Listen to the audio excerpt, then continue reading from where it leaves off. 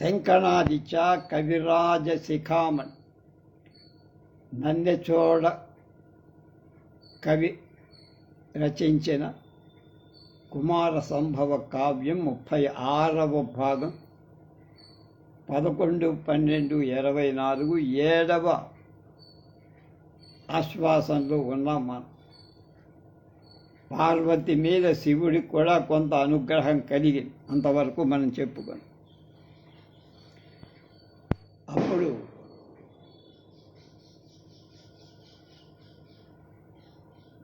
శివుడికి నమస్కరించి చతురిక ఇలా అంటోంది: గిరిసుత కన్యాగుణమాదరమున మును సుప్రతిష్టము చేసి లసత్ పరిణయపూర్వకముగా ఈశ్వర సుదతి పరిగ్రహింపు సన్మార్గమున.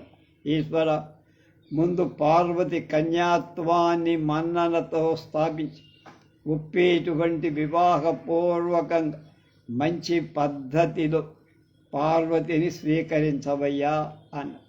హిమవంతు నఖిల జగద్వితునం చేసి కృతార్థుం చేయవలయుననిన వరదుండు దాని కోరిన వరంబు దయచేసి. అంతేకాదు, హిమవంతుడి యొక్క కుటుంబాన్ని, వంశాన్ని కూడా కృతార్థుల్ని చెయ్యాలి అని అంటే ఆ అమ్మాయి చెప్పిన దానికి విని ఆమె కోరికలన్నీ తీర్చాడు. హిమవంతుని సర్వలోక స్తుతి పాత్రుడిగా చేసి ధన్యాత్ముని చెయ్యమని అనతే వరదుడైన ఈశ్వరుడు ఆమె కోరిన కోరికను అనుగ్రహించి ఏం చెప్పాడు తర్వాత. దీన్ని శ్రీ మృత్యుంజయరావు గారు, జొన్నలగడ్డ మృత్యుంజయరావు గారు డాక్టర్, ఆయన చక్కని అర్ధ తాత్పర్యాలు రాశారు. వారికి ధన్యవాదాలు. తమకంబున అరుగు మరాళము అంబుదరవము విని చలాచలమతి సంగము వాచినట్లు నవసంగమ నిరువుర వదలి చతురికా వచన గతి. మళ్ళా తమకంబున అరుగు మరాళం అంబుదరవము విని చలాచలమతి అంగము వాసినట్టు నవసంగమమిరువురు వదలి చతురికా వచన గతిన్. మోహంతో విచ్చే సంచల జంట మేఘధ్వని వినగానే చరించే బుద్ధితో కలయిక వీడినట్టు పార్వతీ పరమేశ్వరులిద్దరు చతురిక మాటను అనుసరించి కొత్త కలయికను వదిలి తర్వాత ఏం జరిగిందో. హర గిరిజలొండరుల చిత్తంబులు విడుజట్లు కొని తార నీహారాచలంబుల కలి రంత అంత వృత్తాంతం హిమవంతుండే నిజరాజ మందిరోత్సవంబు చేయించి సమస్త రాజ్య విభవాన్వితుడై శివపార్వతులు ఒకళ్ళ మనస్సులు ఒకళ్ళు ఆకర్షించుకొని క్రమంగా కైలాసానికి హిమవత్ పర్వతానికి వెళ్ళి. అప్పుడు హిమవంతుడు విషయం తెలిసి తన రాజభవన ఉత్సవాన్ని చేయించి సకల రాజ్య వైభవంతో కూడిన వాడై చను తెంచి పేర్మితో నిజతనయంతోట్కని ముదమున తన పురంబునకుంజని సతుల తపోవేశం బనుదయమున సుతలకు పాపుడని నియమించన్. వచ్చి కూర్మితో తన కూతుర్ని తీసుకొని సంతోషంతో తన పురానికి వెళ్ళి తన కూతుడికి తాపస వేషాన్ని తొలగింప చెయ్యమని చెలికత్తెలకు చెప్పారు, ఆజ్ఞాపించి. అంతఃపురాభ్యంతర ప్రౌఢకాంత అత్యంత సంతోషంబు సుగంధ తైలాభ్యంగనామల క ఉద్వర్తన పూర్వం అపరిమిత పరిమళ మిళిత హంసోదకంబుల. అప్పుడు అంతఃపురంలో బౌద్ధ పెద్దవాళ్ళంతా చాలా సంతోషంగా పరిమళవంతమైన నూనెలతో తలంటూ ఉసిరి పిండితో నలుగు పెట్టడం మొదలుగా అధికమైన సువాసనలతో కూడిన హంసోదకాలతో. తర్వాత ఏం జరిగిందంటే వడలి భస్మరజంబు పో గడగి బుచ్చి జడలు విచ్చిన గరముప్పు శైలత కాల పరిణతి నిర్ముక్త గళిత పన్న మధుకరాత్కీర్ణ తరులత మహిమ ఓలి.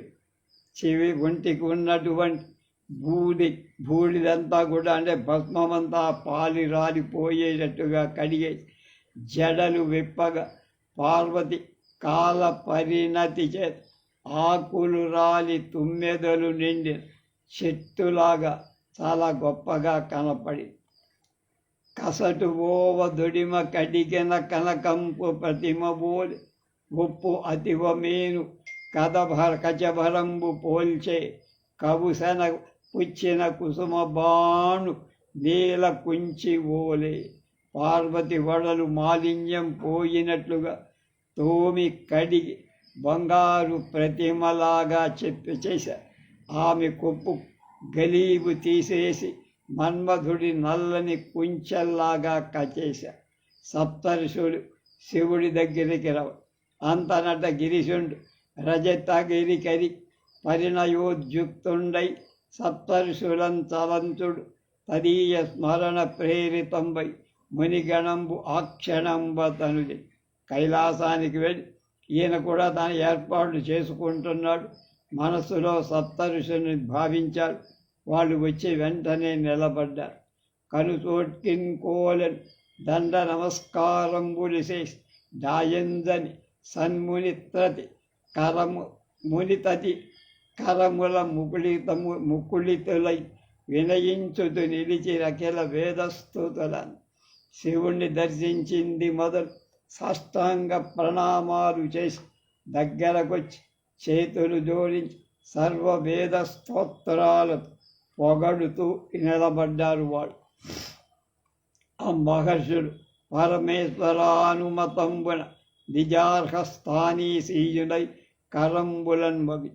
ఆయన మనసులో ఏముందో గ్రహించి ఉచిత ఆసనాల మీద కూర్చొని 2 చేతులు మూగిడ్చి నమస్కారం చేస్తూ త్రినయన నీవెవ్వరి మనసున తగవర్తించిదత ముక్తుండ నీ మనమున వర్తించితే అట ధనదశక ఏము కామి కంజుల అధంజులమెందు.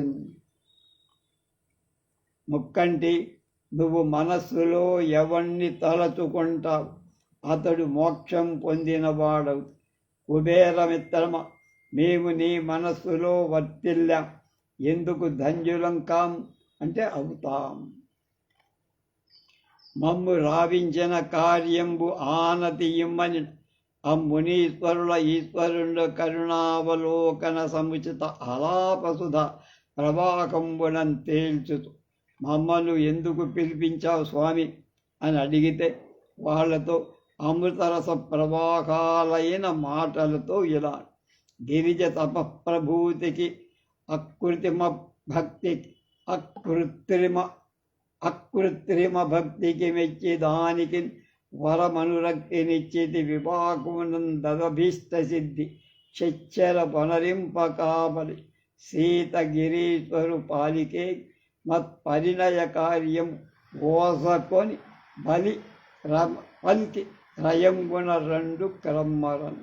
పార్వతి తపస్సంపద నిష్కల్మషమైన భక్తికి మెచ్చి ఆమె వరం అనురాగంతో ఇచ్చా. వెంటనే ఆమె పెళ్లి చేసుకోవాలి.